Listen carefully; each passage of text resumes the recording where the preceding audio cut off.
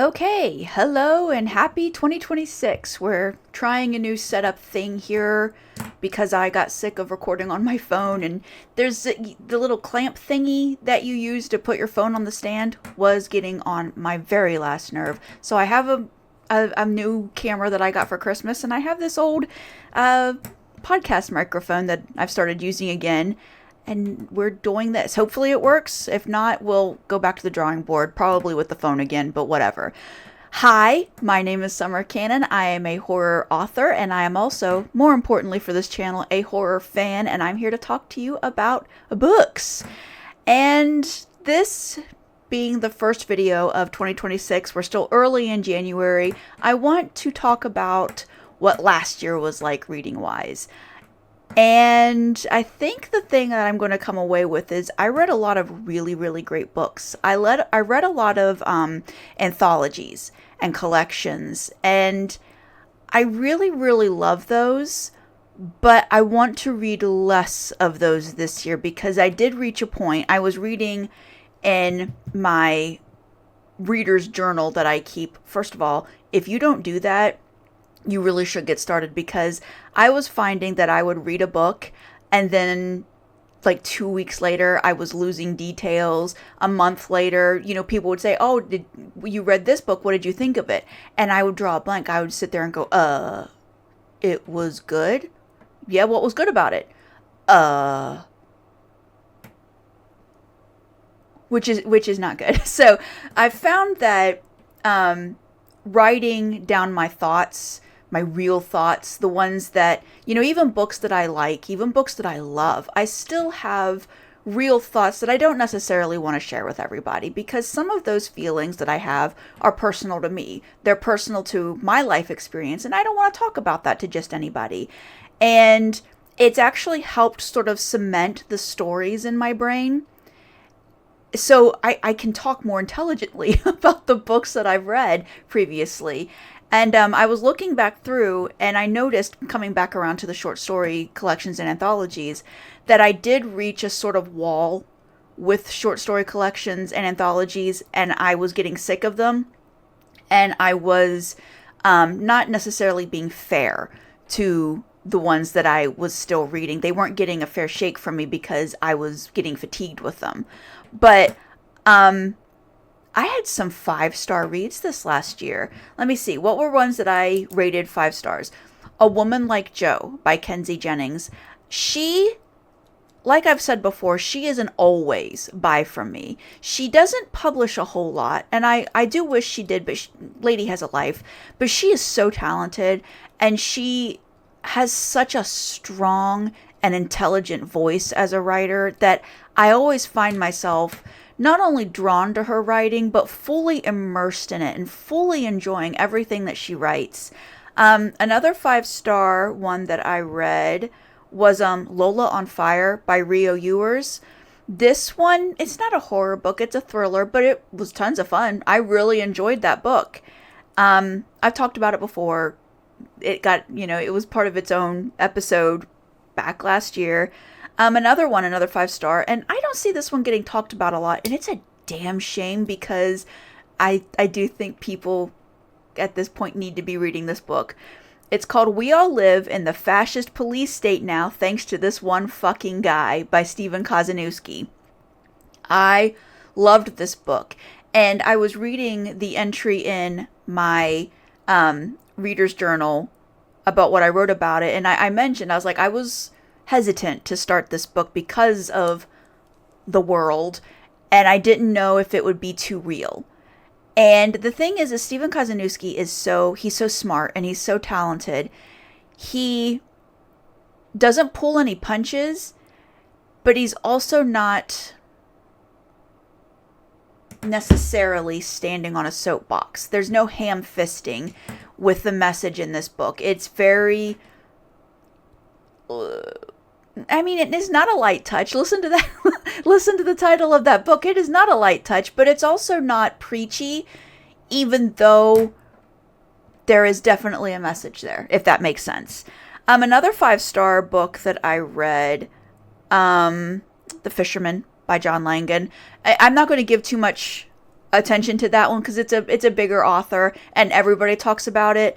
I usually find myself, when a book is getting a ton of attention, especially when it first comes out, I tend to wait a little bit and let the hype die down, because some books are fed by hype and you end up reading it and you're like, well, what's everybody talking about? And that's not fair to the story. I think hype sells the book, but it doesn't make it not necessarily good. That's not what I mean to say, because some of these books are better than their hype gives them credit for, if that makes sense. I've found certain books being sold as one thing and getting a lot of hype because all the hype focuses on one aspect of the book. And it's brilliant and good for completely different reasons. So for me, it's better to let the hype die down and then read it. And I can fall in love with it for my own reasons. And the Fisherman was that. I fell in love with it for my own reasons, and it actually is as good as everybody says it is. It just really is. What else did I give 5 stars to?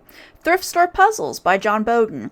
This one's newer. It's still kind of doing its, outrun. Still getting a little bit of shout outs from people.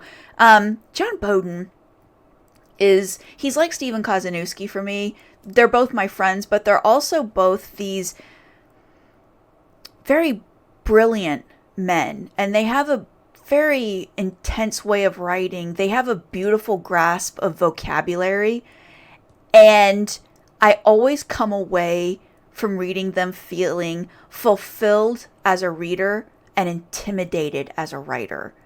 And John Boden, no genre deserves him.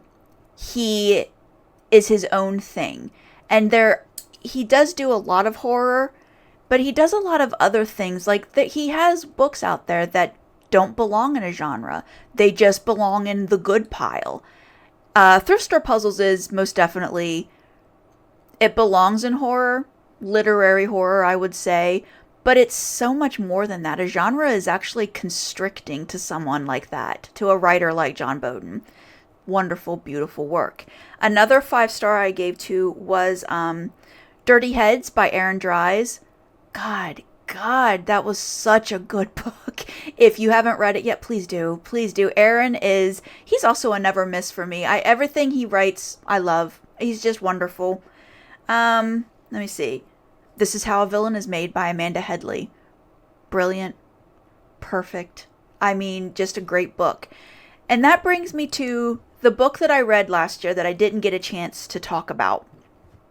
Because it was one of the last books that I read. I read it for a blurb. And it actually came out through Uncomfortably Dark Horror. They have their own press now. They publish books. And they killed it last year in 2025. This Is How a Villain is Made by Amanda Headley was by them. I'm not going to go through the whole list, but I did read other stuff by them. I don't talk about every book that I blurb because I don't necessarily love every book that I blurb, and that's I can read it and be like, this isn't for me, but I can still tell you why it's good. And books can be objectively good, but not for me. That's fine. But this book, Molting by Catherine Tennyson, was a book that I read to be able to blurb it. And when I was finished reading it, I actually reached out to the publisher and I said, this book needs to be put up for all the awards.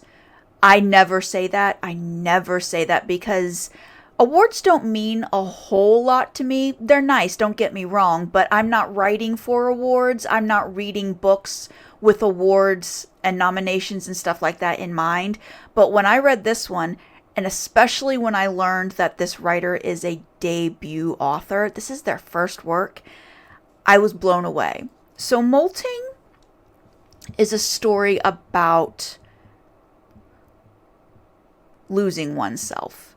It actually, funnily enough, had a sort of big thing in common with Thrift Store Puzzles by John Boden, in that there is a deterioration of consciousness and memory going on. And I don't want to give too much away because I really hope you read this. It's a shorter work. It's not a 100,000 word book. It is full length, but it's not super duper long.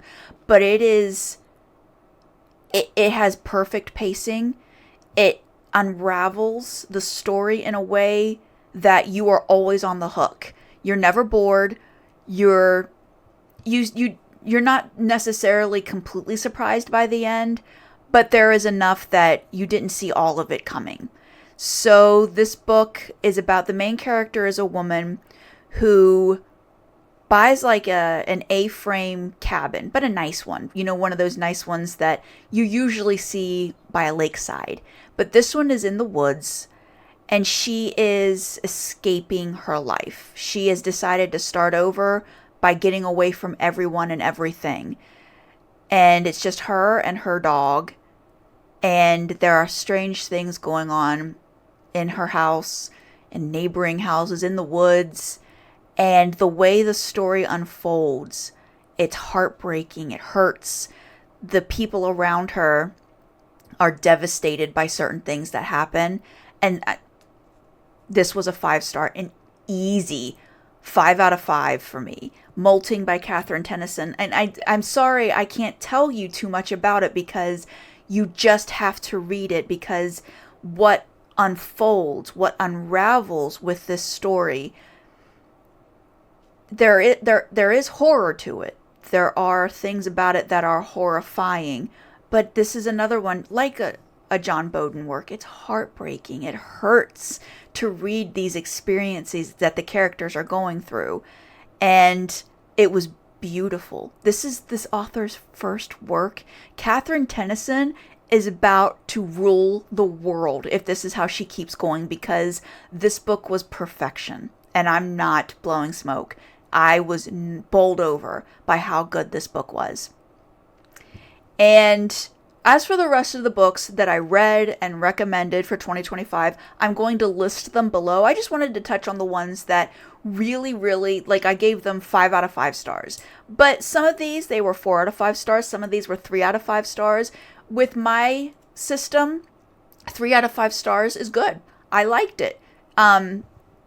It's not bad. 2 out of 5 stars is where it starts, where I'm like, I'm making stinky face at it. But 3 out of 5 stars is still good. 4 out of 5 stars is good. 5 out of 5 stars, I don't, I want to say I don't give it out a lot, but I do. I mean, I've told you before, I'm easy to please. I'm happy to just be here and read. Having said that, I have finished my first book of 2026. I finished it yesterday, and I won't be talking about this book. This book, it's not a 2 out of 5. I don't think I want to give it a 1 out of 5. I want to give it a 0. This book was straight, steaming, dripping, slimy trash. I hated it. And what sucks is it's from a newer to me author. It's a big name author. Like, I'm not going to hurt anybody's sales or anything by talking about this, because it was an older paperback. It was an old Zebra paperback by a bigger named author, but an author I don't see talked about a lot. A couple years ago, I read a book by this author, and I had issues with it, but ultimately loved the story. So I was like, yeah, let's pick up as many books as I can by this author and read one. So I was super excited that this one was in my TBR. It was coming up next, especially after the whole Harvest Home thing. I was like, this will be easy. I'll knock this one out of the park. And I hated it. I hated almost every second of this book. It started off strong and super duper weird, but all the characters sucked in it. All the characters were really hollow stereotypes, if that makes sense. Especially since there's a pretty prominent homosexual couple in it. And I feel like there were too many instances of this couple being portrayed in a not great way. Not great. Human, certainly. Like, it wasn't a hateful portrayal, if you know what I mean. It was just also not good either. So I hated this book. I that's all I'm going to say about it. The next book in my TBR is actually a collection of old horror shorts compiled by Edward Gorey, the illustrator. So I'm looking forward to that. I've probably read a good portion of these old short stories. You read enough of these old ghost stories from older authors, you start to see them appear over and over again in anthologies. That's okay. It's like putting on my favorite pair of sweatpants. They're broken in, right? And yeah, I think that'll be it for me. No, you know what? One other book that I'd like to recommend from 2025. And I never do this. You can go back and watch all my videos. I never do this, but I would recommend my book, my Halloween short, Watcher, that's only available in ebook. You can only get it on Kindle. It's 99 cents. I should make them more available. But I am so proud of that story. I have had a really, really rough the past few years. And I haven't been writing as much as I'd like. And when I do write, it's stilted and it's insincere because I'm trying not to delve too deep into what I'm going through and into my pain and all that woo-woo stuff. But this story that I wrote was just pure joy. And it felt good to write it. And when I was finished with it and I went back through and read it again to make sure it made sense, I was so happy with it. So that's another one that I recommend. If you've read it and you liked it, spread the word. It helps a whole lot, especially for someone like me whose audience is already small. It helps to spread the word. And yeah, okay, that'll be it for real this time. I'm done. I'll see you in the beginning of February, maybe. Hopefully I'll have a couple books to talk about because I don't want to scream about this book that I just finished. I'm actually going to put it in the donate box. I don't even want it on my bookshelves. I hated it that much. And that almost never happens. To actually thoroughly hate a book almost never happens to me. So, I mean, I guess that's bragging rights in a sense. For someone who always likes what they're reading in some way, to make me hate it that much, you can brag about that, but I'm not going to tell you who it was. So I want to thank you for always being here and for commenting and for talking about the books we read together. And hopefully we'll have another good year of finding fun books to read, to talk about, interesting things to talk about. And I just want you to know that I appreciate you. I appreciate your presence. I appreciate everything about you. So that'll be it until a couple weeks from now. Bye.